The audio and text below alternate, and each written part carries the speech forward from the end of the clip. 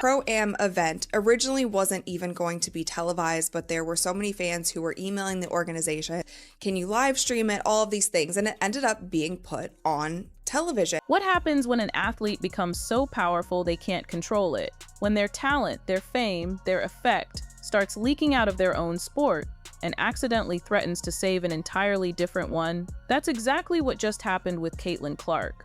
We all saw the headlines. We saw the clips when she picked up a golf club for a pro-am. But the story you saw on TV, the one your friends talked about, was not the real story.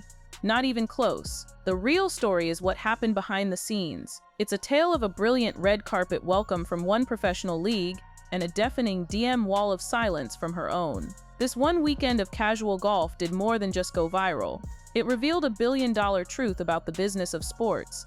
And in the process, it left the WNBA looking absolutely and justifiably terrified. Other videos will tell you she shattered records or that Tiger Woods was there, frozen in shock. That's all manufactured hype.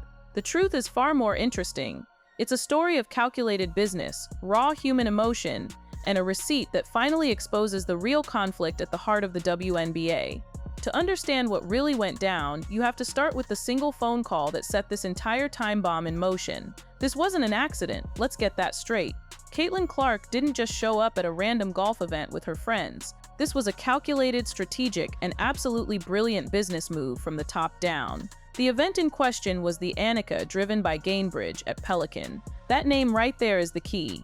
Gainbridge. Warabanli at Bainbridge about Pauktatamos. I Watamara into the Sampit Kamal Kamdit sponsors the LPGA tournament. But who else do they sponsor? They just so happen to have a personal, multi-year endorsement deal with Caitlin Clark herself. This was corporate synergy at its most ruthless. This was Gainbridge, a company heavily invested in women's sports, looking at their two biggest assets. On one hand, they have their marquee LPGA event. On the other, they have the single most famous, most electrifying female athlete on the planet. They simply decided to activate their primary asset to boost their other asset, the Annika event. This was a planned move, announced well in advance to build maximum hype.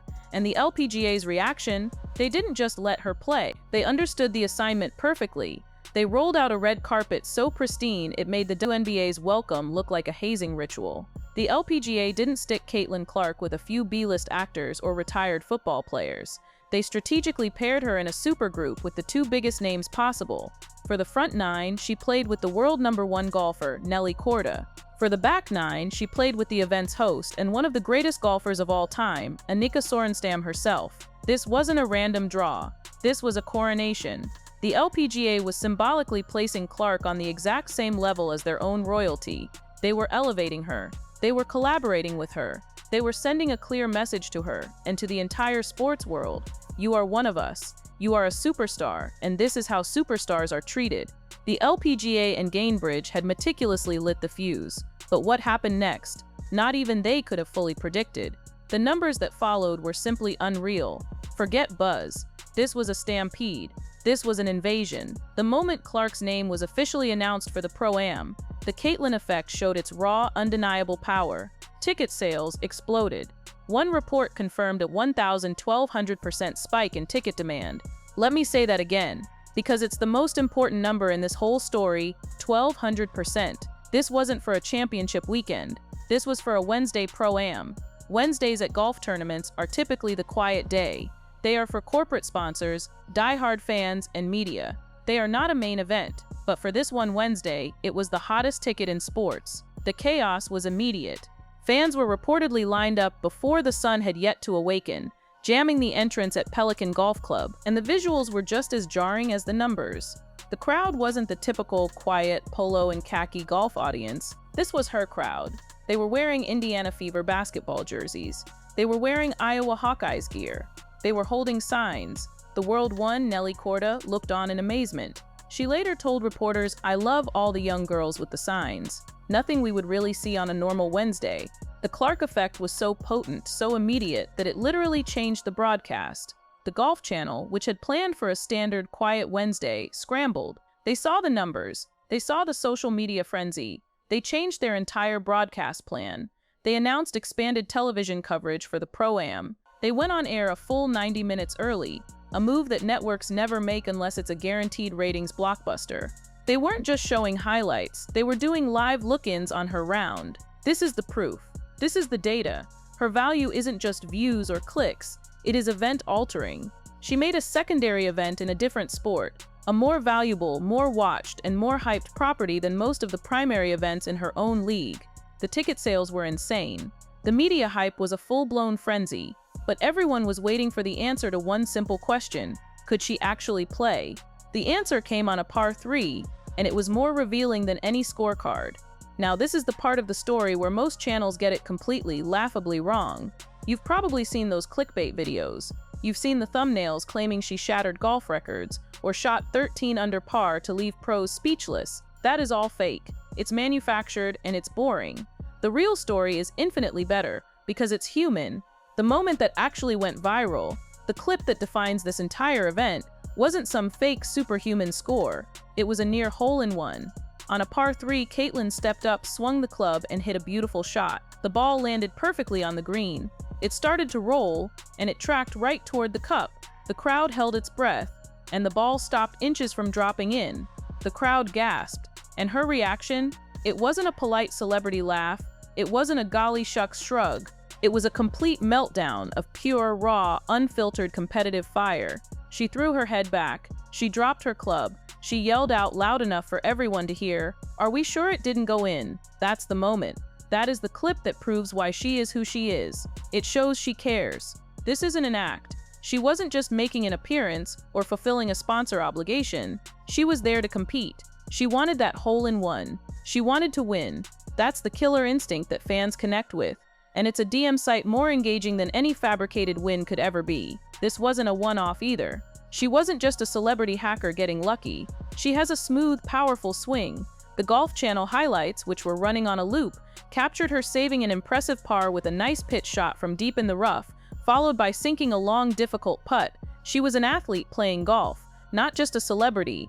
Her competitive fire was undeniable, and while the fans ate it up, the real validation was coming from the golf legends who were playing right alongside her. While the WNBA's welcome wagon for Clark involved hip checks and pointed press conferences, the LPGA's approach was the complete opposite. They didn't treat her like a threat, an outsider, or a distraction. They treated her like an asset. The respect from the pros was instant, and it was real. Nelly Korda, the world #1, could have been annoyed. This random basketball player was suddenly getting more attention at her event than she was, but her attitude was one of total, genuine excitement. She was effusive in her praise after the round, calling the experience so amazing and so sweet. She was seen laughing with Clark, giving her tips. It was a picture of collaboration, but then Korda dropped the bombshell quote. In an interview with Sports Illustrated, she said the quiet part out loud, a quote that should be framed and hung in the WNBA league office. Korda said, I've never really tuned into watching basketball before her, honestly. I think it's just growing the interest in all of women's sports." Read that back. The world's one golfer admitted that Caitlin Clark made her a fan of basketball. This is the Clark effect in its purest form. It's not a zero-sum game. It's not she's stealing our spotlight. It's the absolute proof of the rising tide lifts all ships theory. Korda, a superstar in her own right, saw Clark's fame not as a threat, but as a benefit that grows the interest in all of women's sports. The event's host, the legend Annika Sorenstam, echoed this. She praised Clark's poise and class, and told the Golf Channel that Clark's presence gives the LPGA Tour a different limelight. It brings a different buzz. Sorenstam also shared a deeply humanizing detail. She said that by the end of the 18 holes, Clark, the world-class basketball player, was mentally tired. Clark turned to her and asked, "How do you guys do this for 4 days in a row?" "It's a different type of endurance," Sorenstam explained. It was mutual respect. It was admiration. The LPGA's welcome wasn't just classy, it was smart business. They understand something that certain corners of the WNBA just can't seem to grasp. Collaboration builds a bigger pie. The LPGA treated her like a superstar. Nelly Korda called her amazing. Annika Sorenstam called her inspiring. The entire golf world was celebrating, but as all this positive noise was happening, her own world was disturbingly, deafeningly quiet. As the golf world and the broader sports media were praising Clark's every swing, fans started to notice something weird. A lack of noise. Specifically, a lack of noise from some of Clark's biggest and most outspoken WNBA rivals. What ain't? The same players who are normally very active on social media. the ones who had spent the entire season talking, in one way or another, about the Clark effect and the new media attention, were suddenly silent. No posts, no retweets, no congrats, nothing. The internet abhors a vacuum, and into that vacuum flooded a torrent of speculation, rumors and accusations. YouTube channels and social media exploded. Headlines like, "Aja Wilson snaps after Clark's LPGA deal," and "Angel Reese loses it over golf invite," were suddenly everywhere. Fans, both new and old, were flooding the comments sections of these players, asking a simple question: why the silence? The perception, fairly or unfairly, was that they had turned into ghosts, and sports analysts who had been watching this dynamic all season quickly pointed out that this isn't an isolated incident. This is a pattern. One prominent analyst summed it up perfectly.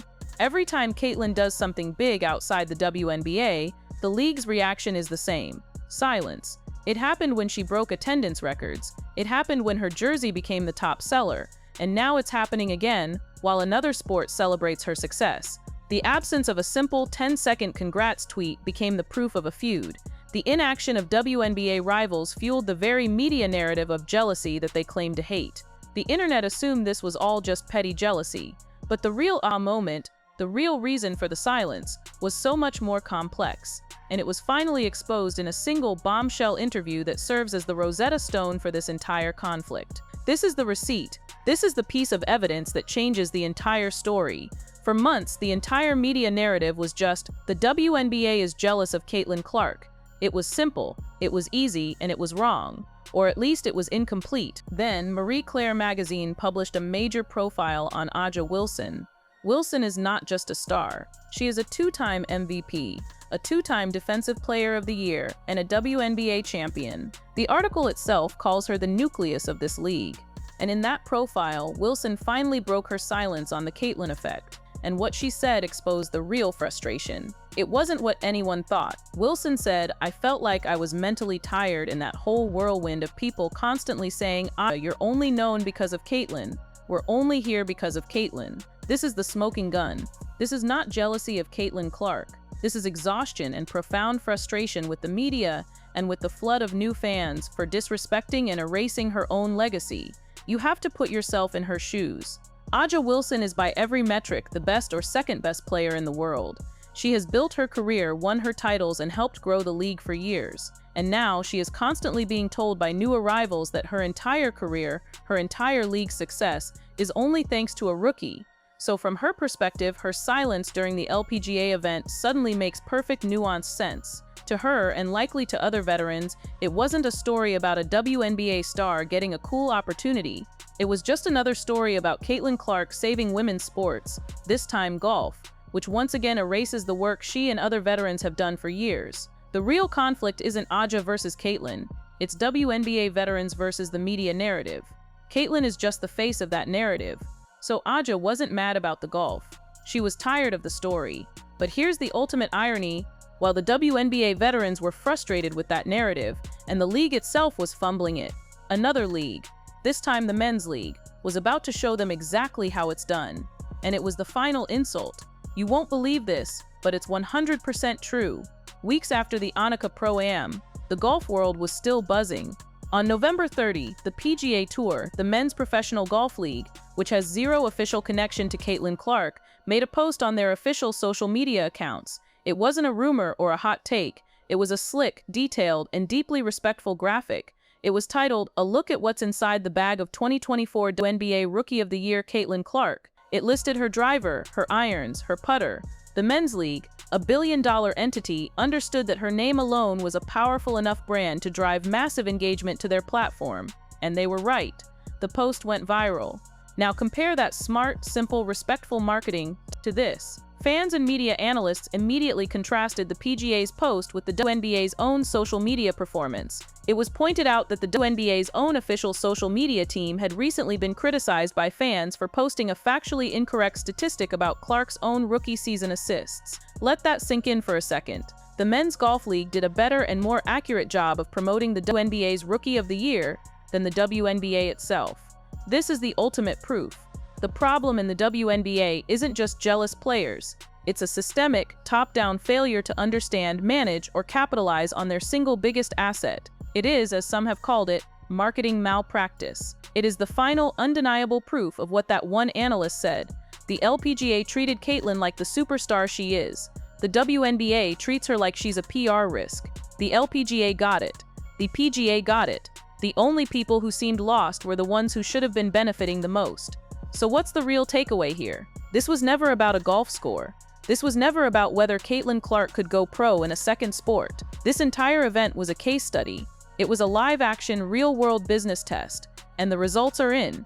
In one weekend, with one appearance, Caitlin Clark drove a 1,200% ticket spike. She forced a national television network to change its entire broadcast schedule just to air her practice round. And she earned the public, gushing, genuine respect of the world's one golfer who admitted Clark had made her a fan of basketball. The LPGA saw that power, welcomed it, promoted it, and collaborated with it.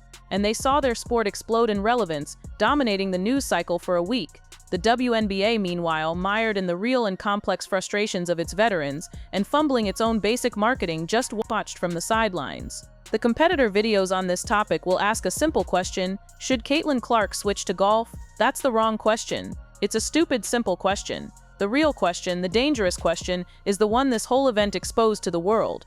The LPGA didn't steal Caitlin Clark's spotlight, they just showed her what it feels like to be appreciated. The Clark effect is the most powerful, bankable, and transformative force in women's sports right now. The LPGA just proved they know how to use it. The PGA proved they know how to use it. So the real question is, how long will the WNBA keep failing to? And how long until another, smarter league decides to take that power for themselves?